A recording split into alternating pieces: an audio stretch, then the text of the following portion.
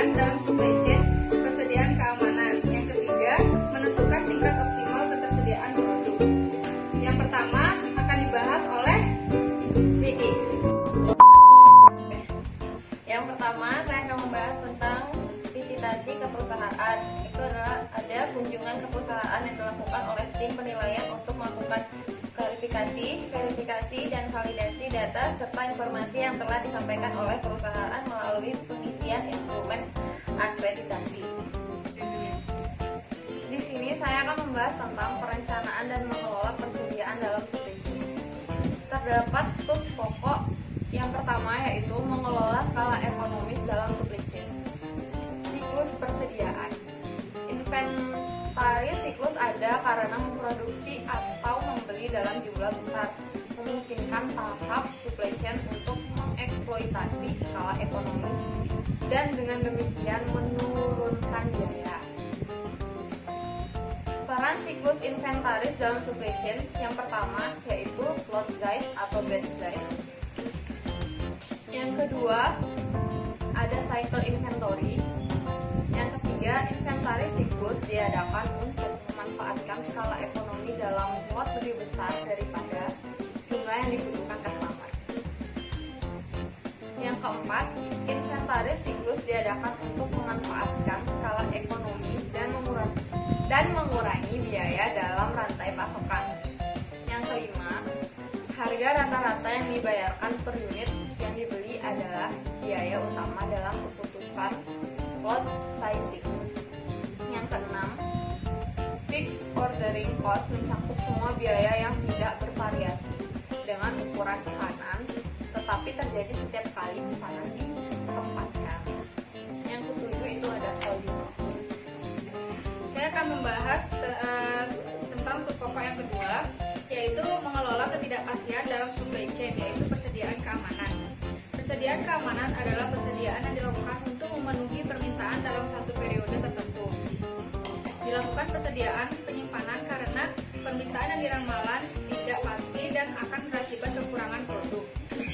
Contohnya, jika permintaan aktual melebihi perkiraan, akan ada pertimbangan seperti misalnya Bloomingdale's, petinggi departemen store. Bloomingdale's menjual dompet yang dibeli dari Gucci, sebuah produsen Italia.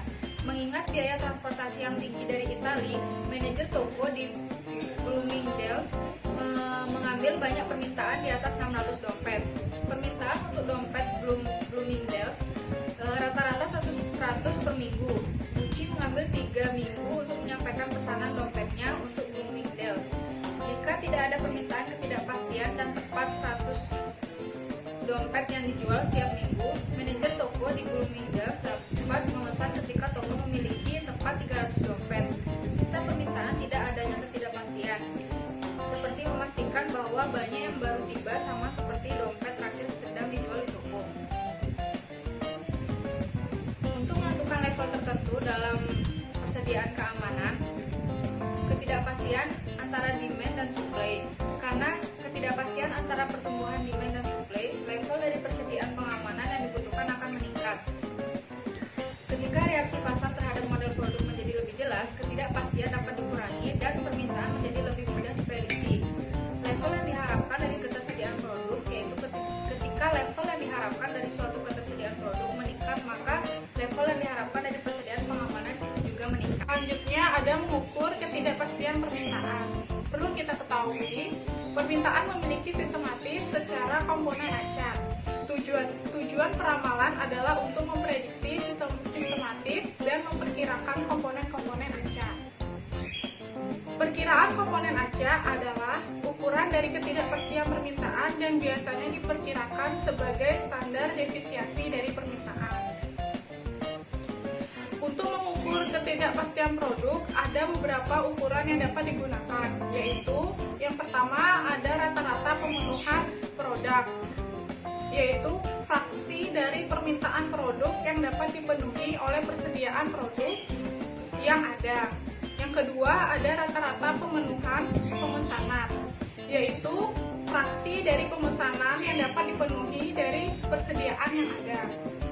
Yang ketiga ada cycle service level atau SCL, yaitu fraksi dari lingkaran pemenuhan kembali di mana akhir dari semua permintaan konsumen dapat ditemukan dan dipenuhi.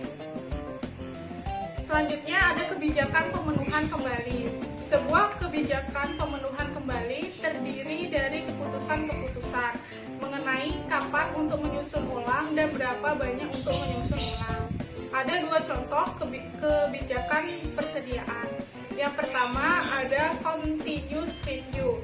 Persediaan terus dilacak dan pemesanan ukuran key banyak ditempatkan ketika persediaan menurun ke titik pemesanan ulang atau SOP.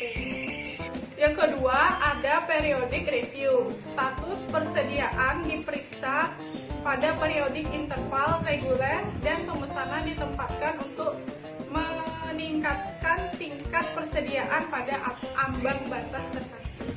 Pokok yang terakhir itu ada menentukan tingkat optimal ketersediaan produk. Tingkat ketersediaan produk dapat diukur dengan menggunakan tingkat siklus layanan atau fill rate dan metrik kepuasan pelanggan untuk jumlah permintaan dari persediaan yang tersedia. Tingkat ketersediaan produk merupakan salah satu langkah utama respons rantai pasokan. Ketersediaan produk tingkat tinggi bertujuan untuk meningkatkan respon dan menarik pelanggan sehingga peningkatan pendapatan untuk rantai pasokan. Namun, tingkat ketersediaan produk yang tinggi memerlukan persediaan besar yang meningkatkan biaya rantai pasokan. Oleh karena itu, rantai pasokan harus mencapai keseimbangan antara tingkat ketersediaan dan biaya persediaan. Tingkat optimal ketersediaan produk adalah salah satu yang memaksimalkan profitabilitas rantai pasokan. Pada kuartal keempat tahun 2008, Pengecer terkena Feed Advice. Sekian vlog dari kelompok 6. Mohon maaf jika terdapat kesalahan kata atau perbuatan dalam video kami. Sampai jumpa di vlog kami selanjutnya. Dadah!